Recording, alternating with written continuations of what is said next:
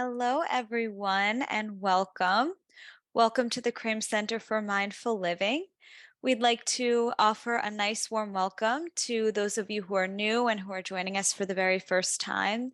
And we'd also like to offer a nice warm welcome to those of you who are a regular part of our mindfulness community and meditation group. Just a little bit about us here at the Krame Center for Mindful Living. We are a global nonprofit organization whose mission is to make the benefits of mindfulness, self-compassion, and positive psychology accessible to all. Our goal here at the center is to help people become more resilient and live better lives through our various programs. So again, welcome. Welcome to our three-part resilience workshop on how mindfulness, self-compassion, and positive psychology can increase resilience as well as contribute to greater overall well-being. I'm Sarah Govea. I'm a trained and qualified MBSR instructor and MSc teacher, and it's such a pleasure to be here with all of you. So before we dive into the heart of the workshop, we thought it might be nice to begin with a mindful moment. And we're going to do this to give ourselves an opportunity to really show up, be present, and arrive here fully. So I'd like to invite you now just to take a moment and settle in. Right? Find yourself a comfortable seat, whatever that might mean for you in this particular moment.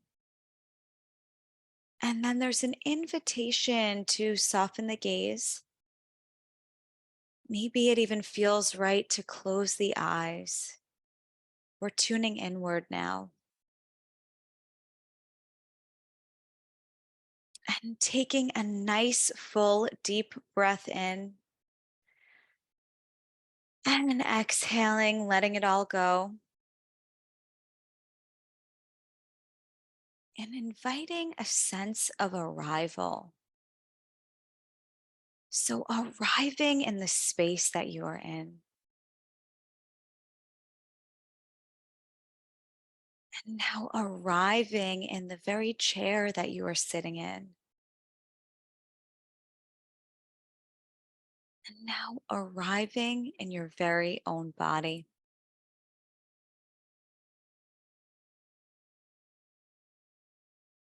And maybe using the contact points, such as the feet on the floor, the sits bones on the chair, or the hands in your lap, as a way to further anchor into the body, as a way to further anchor into this moment.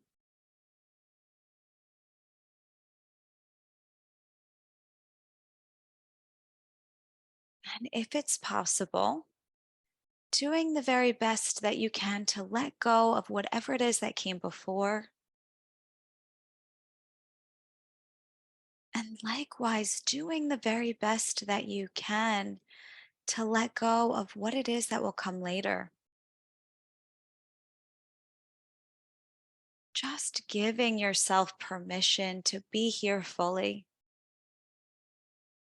to be right here, right now, in this moment.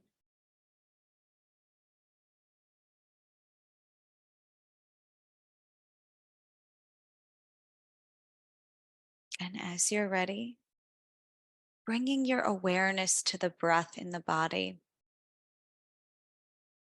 and begin to follow the natural rhythm of your own breath cycle. Noticing one breath in and one breath out, another breath in and another breath out. Just following a few more breath cycles at your own pace.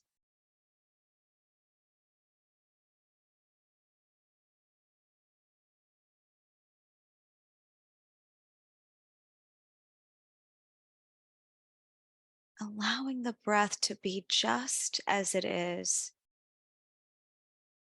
and staying with one breath at a time.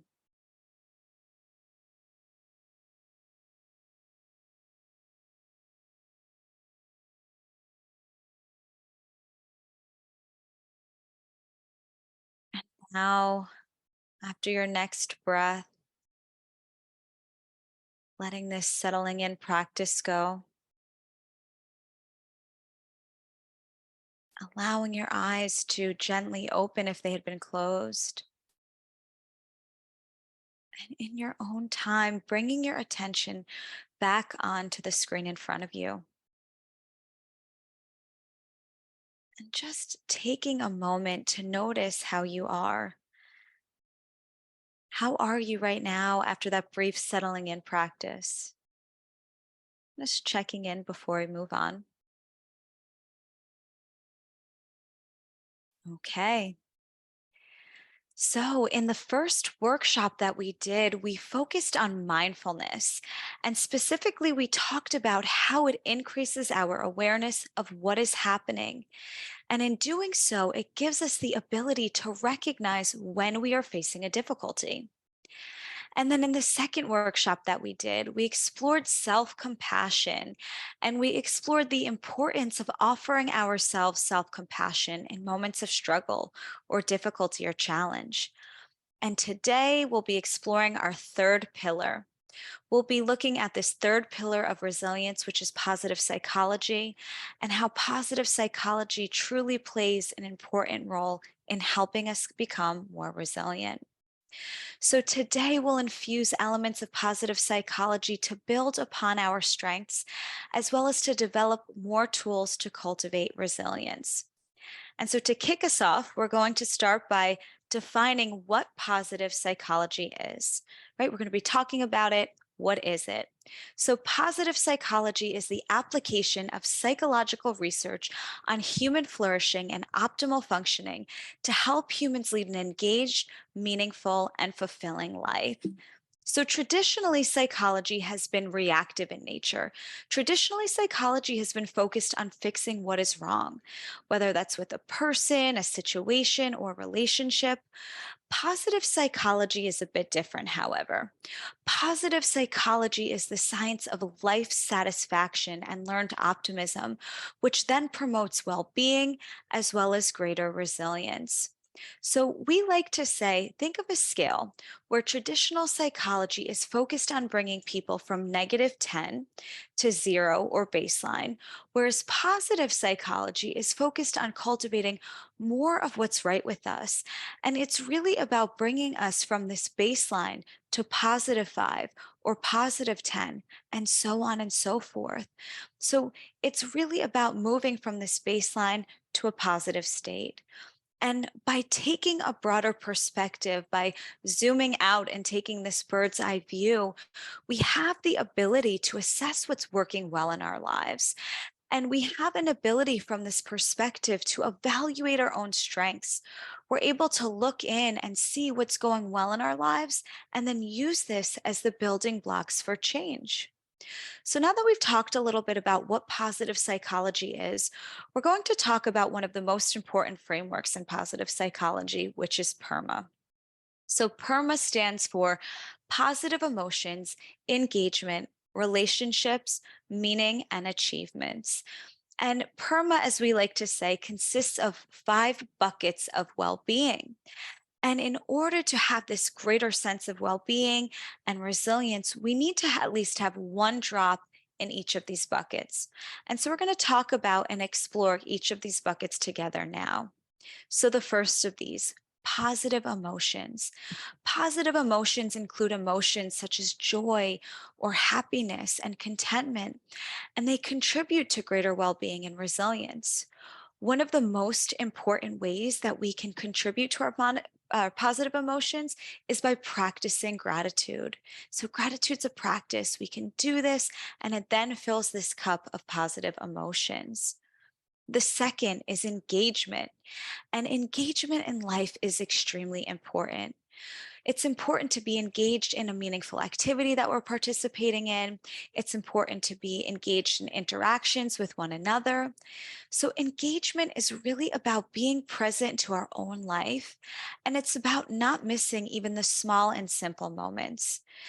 The sense of satisfaction that comes from this kind of engagement truly contributes to positive emotions.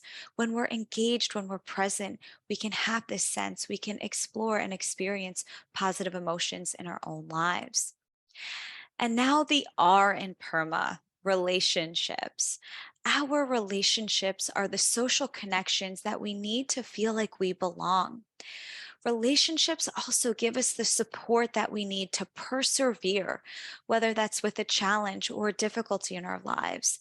And as we all know, perseverance builds resilience. And now the M in PERMA. This stands for meaning. And meaning comes from identifying what matters to us, and it's about finding our purpose. And when we talk about purpose, it doesn't have to be this capital P purpose. It doesn't have to be this grandiose thing. Purpose can also be a small p purpose. It might be cooking healthy meals for our family. It might be showing someone an act of kindness. Maybe it's picking up our coworker whose car broke down so that we can take them to work. And the key to meaning is having a sense that our purpose is connected to something greater than ourselves. Oftentimes, when it comes to purpose and meaning, it involves being in service to others. And now, lastly, the A in PERMA. This stands for achievements. And achievements are specific goals that give us a sense of purpose. These goals, again, can be large or small.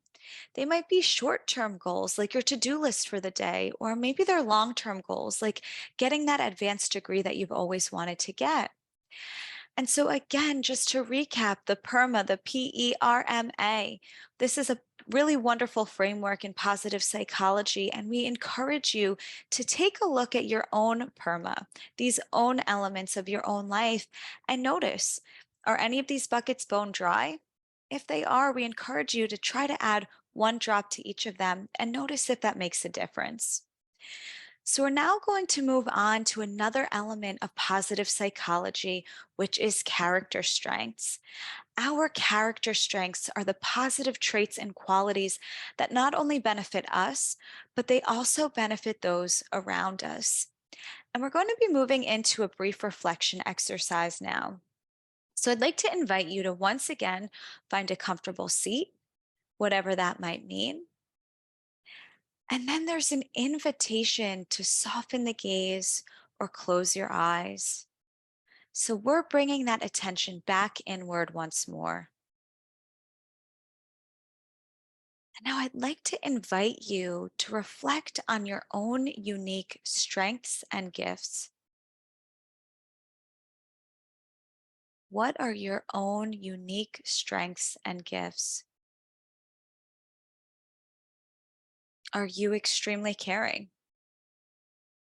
Maybe you're the first person to help a friend in need. Or are you creative?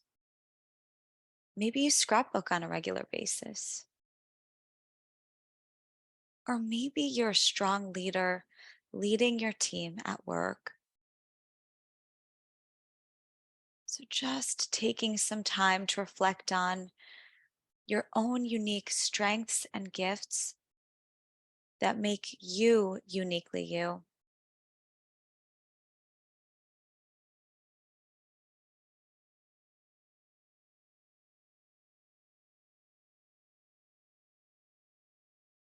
Just seeing what comes to mind.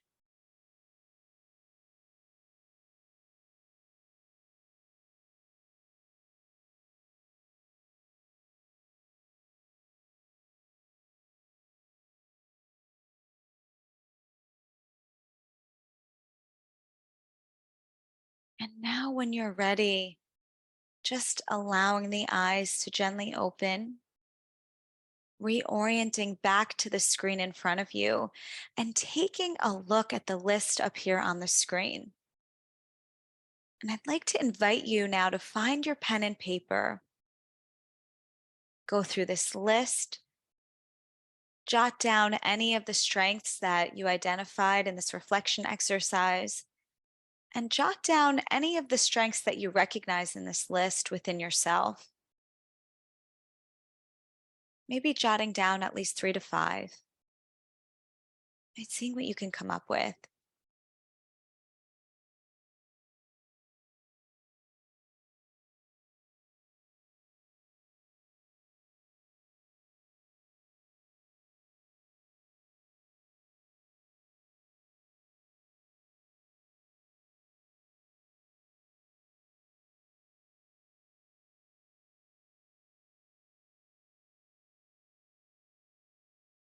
Okay. And so now we're going to take it a bit further.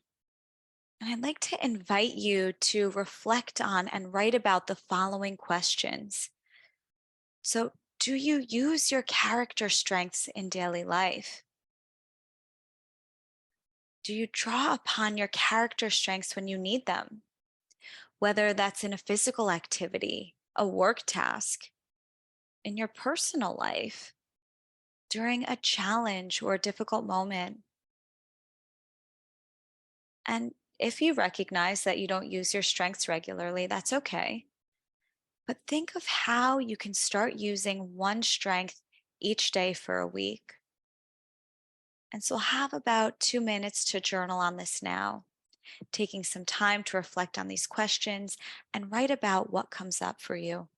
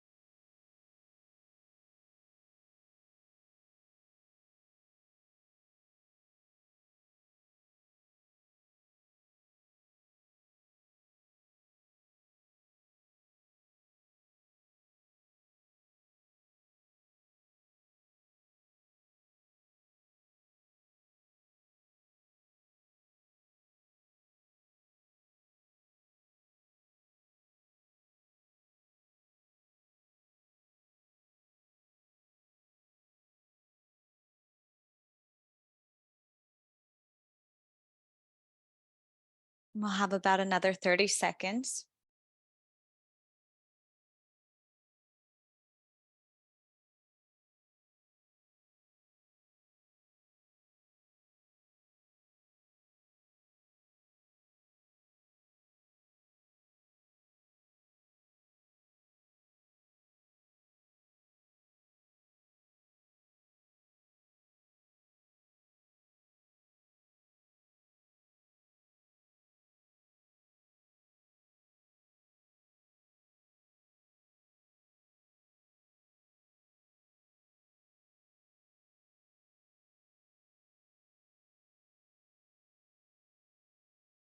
Okay, and just wrapping up your thoughts.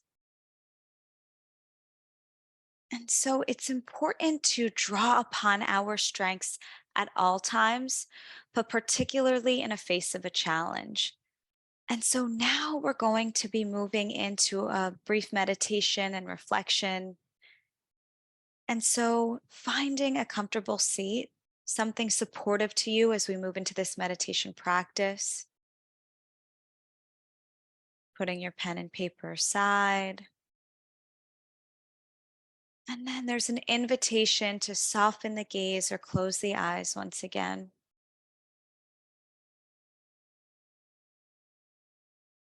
Bringing that gaze inward one last time.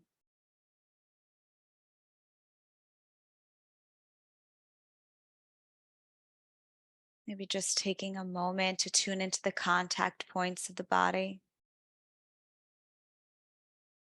So maybe noticing the feet making contact with the floor, sensing the sits bones resting on the seat beneath you.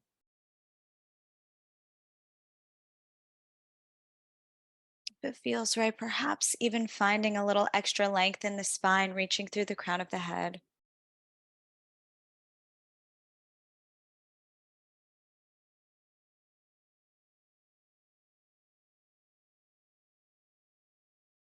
And now gently resting the awareness on the breath in the body.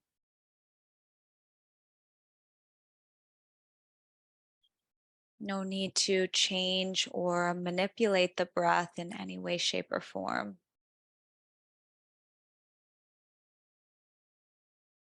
Just following each breath cycle as it is.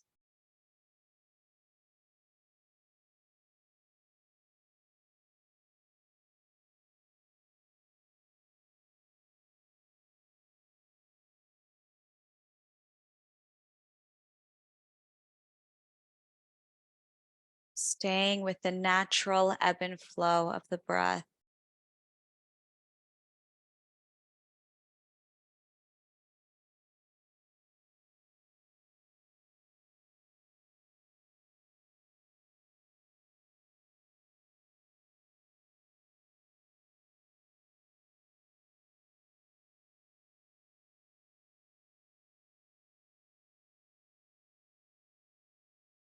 Staying with each breath, breath by breath, and moment by moment.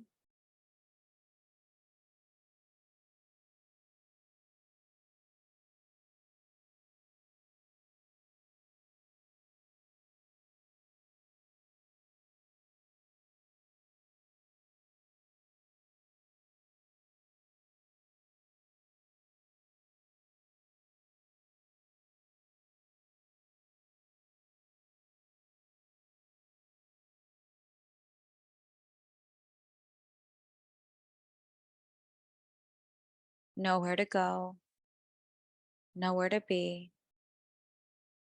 but right here with the breath in the body.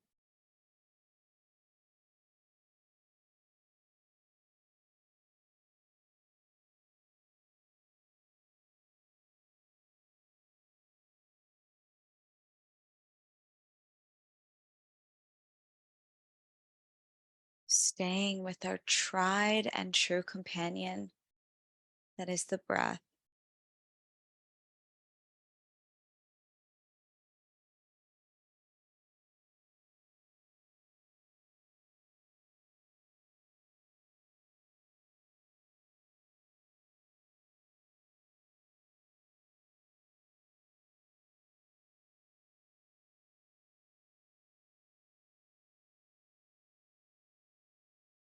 And now I'd like to invite you to think about a past difficulty and choosing something that you've resolved.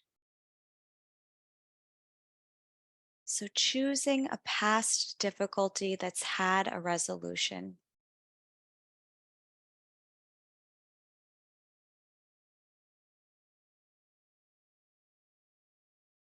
Maybe many things are coming to mind, but just settling on one.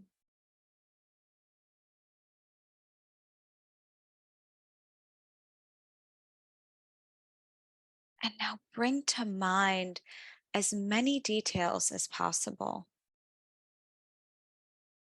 So, it happened, who was there,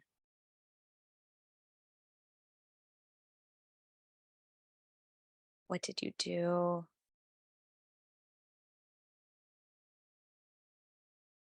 what did you say?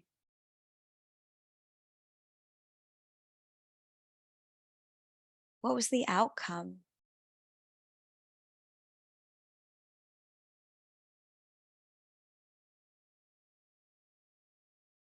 Again, just calling to mind as many details as possible.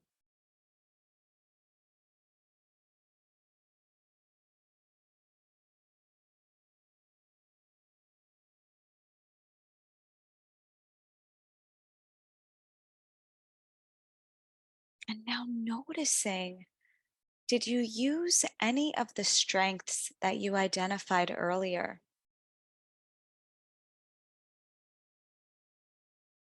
And if you did, which of these strengths did you draw upon?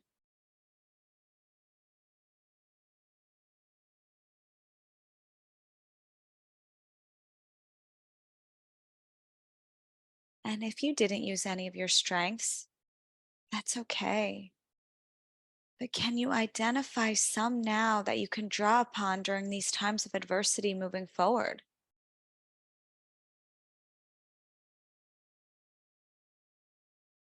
Which character strengths did you identify as helpful to cultivate resilience? What were they?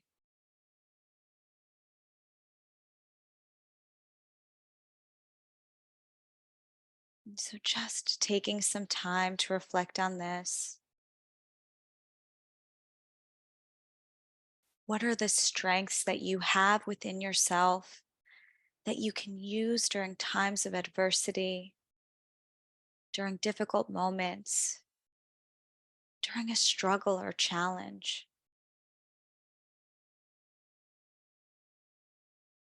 They're there within you to draw upon.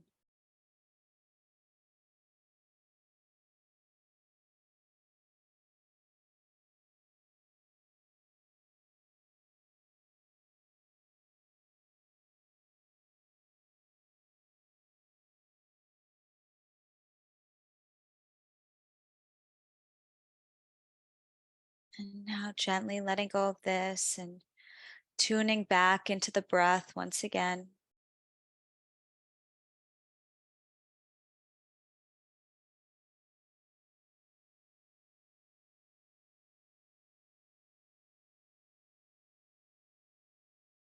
Following a few breath cycles.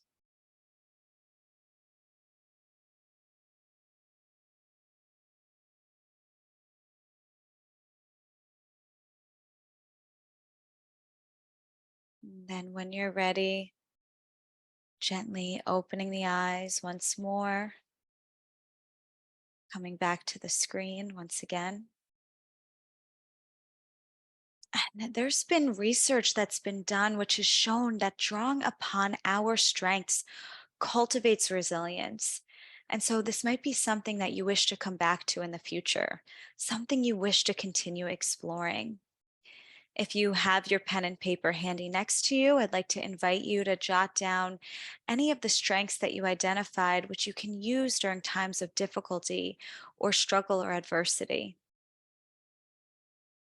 And I'd also like to leave you with one other invitation.